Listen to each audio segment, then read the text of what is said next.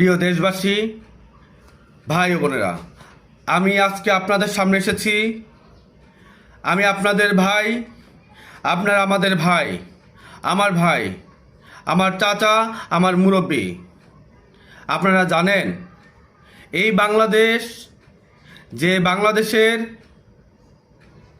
আমরা বসবাস করতেছি, এই বাংলাদেশ আমাদের পূর্বপুরুষরা চায় নাই।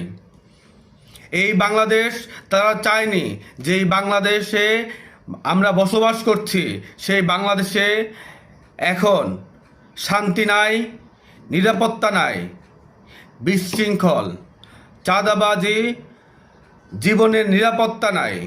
এক অচেনা বাংলাদেশ।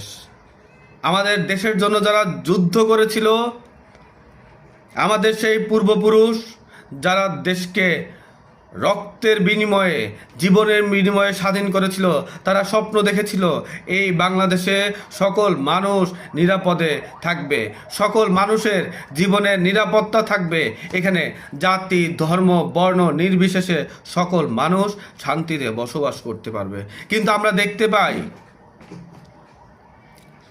আমরা দেখতে পাই এদেশের আইন শৃঙ্খলা রক্ষাকারী বাহিনী শুধু সরকারকে ক্ষমতায় টিকিয়ে রাখার জন্য তারা নিয়োজিত, এবং জনগণের জন্য নয়। আমরা দেখতে পাই এদেশে জনগণ নিরাপত্তা নাই, তারা জীবনের নিরাপত্তা তাদের নাই।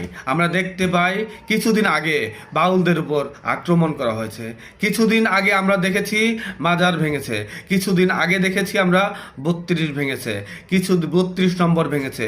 আমরা দেখতে পাই এদেশের কোনো একটি অবৈধ শক্তি,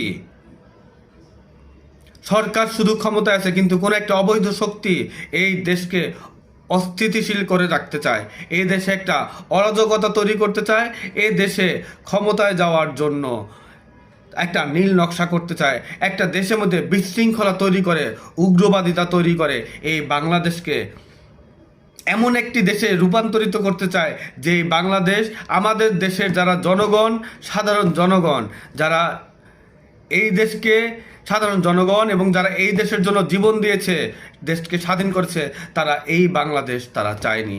তাহলে তারা কারা যারা এই বাংলাদেশকে অন্ধকারের দিকে নিয়ে যাচ্ছে, যারা এই বাংলাদেশকে অস্থিতিশীল করছে, যারা এই বাংলাদেশকে অরাজকতা তৈরি করতেছে? আমি প্রতিবাদ জানাচ্ছি এবং তাদের যারা এই বাংলাদেশে জনগণের নিরাপত্তা নিশ্চিত করতে পারে না, তাদের জন্য আমি চাই এই বাংলাদেশের সকল জনগণ শান্তিতে, নিরাপদে এই দেশে বসবাস করুক। সবাই সুস্থ থাকবে।